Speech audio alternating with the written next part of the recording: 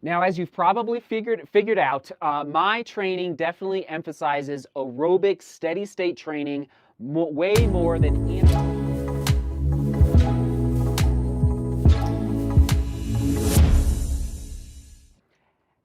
And away we go, everyone. How's everyone doing this evening? I'm jumping right into the studio, okay? Didn't do any outside filming. All the B-roll you're about to watch, yes, are clips from many, not all, but many of my 2-hour plus marathon training sessions in this training block leading into the Amsterdam Marathon. And yes, today's run was in the Hoka Carbon X's. I will talk about those here in a minute, or today's run here in a minute. And throughout my training block, I do take maybe like 2 or 3 times. I take a step back and I reflect and think about why I am doing what I'm doing, why I am putting my body through these 2-hour plus training sessions. And there's different ways I go about it, but tonight's vlog is a reflection on why even today I hit 2 hours again in another training run leading into Amsterdam.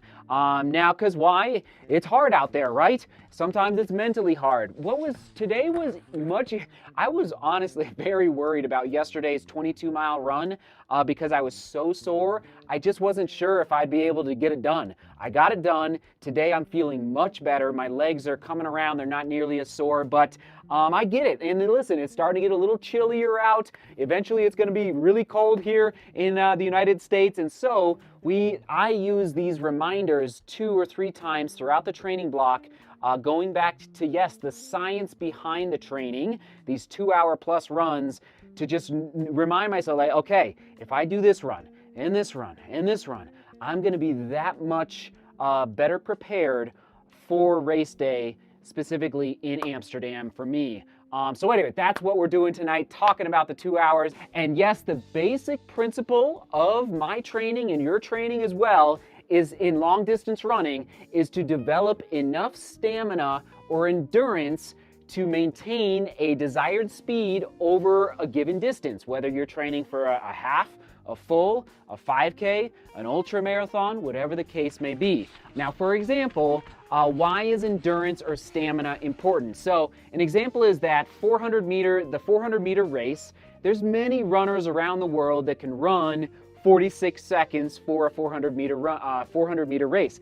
I cannot. I don't think I'll ever be able to run 46 seconds. I just don't have that leg turnover or those fast twitch muscle fibers. But there's many runners that cannot run 1:44 or 52 seconds per lap in an 800 meter race, 1:44 for 800 meters, because they have not developed their endurance or their stamina to maintain that speed over the given distance. Now, in my training, why I strive for that 2-hour plus training session often, not just once a week, but throughout the week, is because I am striving to increase what is called your cardiac efficiency. You're going to hear me talk a lot about that tonight.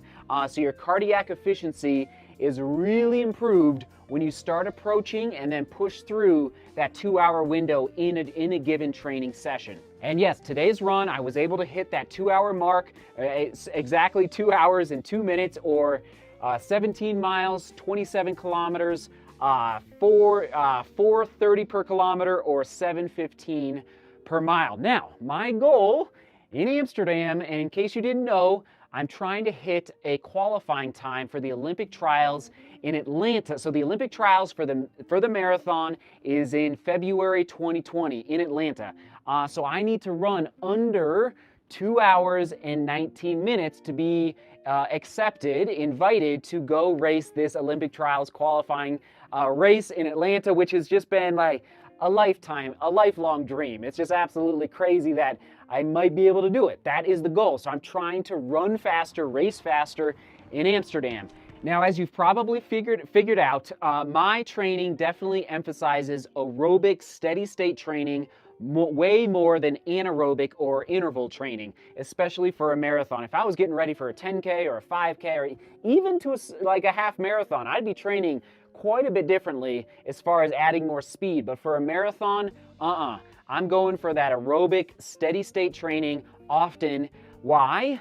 because I am trying to increase the volume of blood that my heart can pump and the speed at which that blood can be pumped and delivered throughout my body. And one more point on the anaerobic side, like I think anaerobic training is important, developing or going into oxygen debt and creating lactic acid through our training to get used to that. But frankly, our body's ability to recover, if you only have a given amount of days to train for a marathon, you know, whether you're in a 12-week training plan, a 10-week, sometimes people only do an 8-week training plan. There's only so many days when you're talking about the need for long runs, the need for recovery days, the need for a tempo or threshold day. So I do not emphasize anaerobic training as much because my body's ability to recover from that type of training to get ready for what I consider to be more important, aka the 2 hour plus training sessions. That is why I don't emphasize it in my personal training. Now, if we train for longer periods, what happens is that our blood pressure is higher throughout the day. So as soon as you stop running, your blood pressure in your circulatory system, okay, it's higher. And so even though you're done running, let's say you run for 2 hours, 15 minutes, you start putting back your recovery mix, recovering so you can get ready for the next day. Throughout that rest period, your blood pressure is actually higher, and that is increasing your body's ability, once again, to deliver more blood to your muscles. So it's like a double benefit where you're not just sitting around at your office desk, you know, where you work, or maybe you're a stay-at-home mom and you're cooking dinner, like you're still getting a benefit from that 2 hour plus training window by going further in your training more often in the training block. So if we train for longer periods more often in a training block, which I get it, I fully realize it's so hard to carve out 2 hours in a day. Like we got school, we got work, we got family, we got like a million different things happening. But I'm just going to propose that if you can somehow figure out, and it's probably not this training block, but future training blocks, to work into your training block 2 2-hour training sessions throughout the week. So maybe it's Sunday, Thursday, okay, where you're hitting a 2-hour training session. Now we're just going to keep going here. There's so many benefits, it's insane. But to the steady state aerobic training is that at longer intervals, it improves our pulmonary ventilation. The lungs become more efficient because they develop more active pulmonary capillary beds. You've heard me talk about that before, which enables our blood to absorb oxygen faster and more easily. How crazy is that? Now, I often get asked on Strava, a little bit on Instagram, but mostly on Strava, about breaking up, you know, and this, I get it. Again, you might not have that 2-hour window in a day, but I get asked, like, can I break up a 2-hour long run into 2 separate 1-hour runs? So maybe an hour in the morning, an hour after work. And I would say, I would discourage that. Basically, there's a study out of Cologne University that I reference quite a bit that talks about this sweet spot of this 2-hour plus training session.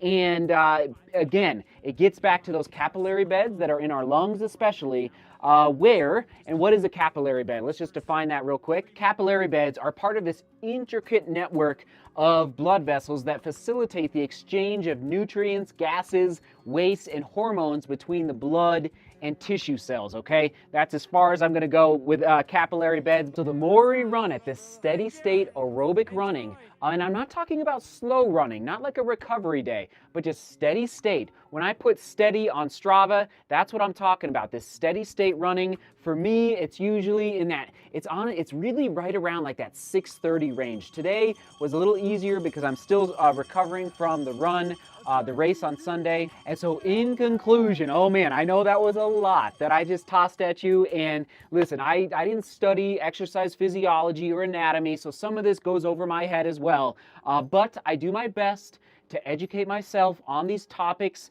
around exercise physiology and around our own anatomy, because why?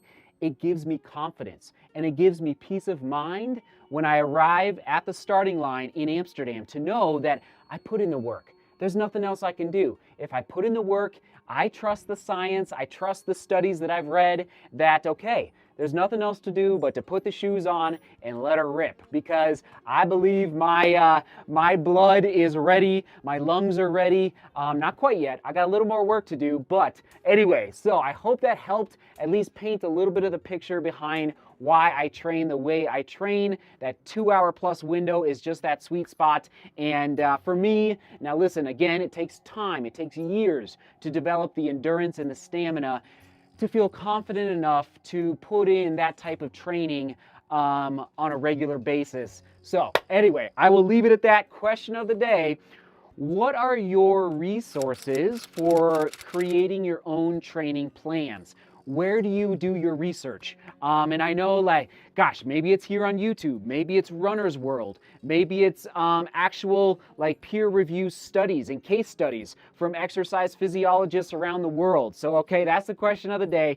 What is your go-to? And maybe you don't have any. So therefore, I bet you'll find some good thoughts down in the comments below from a lot of the veteran runners out there who have done the research and looked for those good resources for this topic on training, exercise physiology, etc., etc. All right, I love you all. Thanks for being here. Thanks for watching. So I do have a playlist for you on the right-hand side right now, all about how to run faster. A lot of you have already watched these vlogs before, but if you haven't, it's about how to run faster. And then on the left, I'll toss it back to another long run type vlog that I have done in the not so distant past. All right, thanks for watching. Thanks for being here. Seek beauty, work hard, and love each other. See you tomorrow.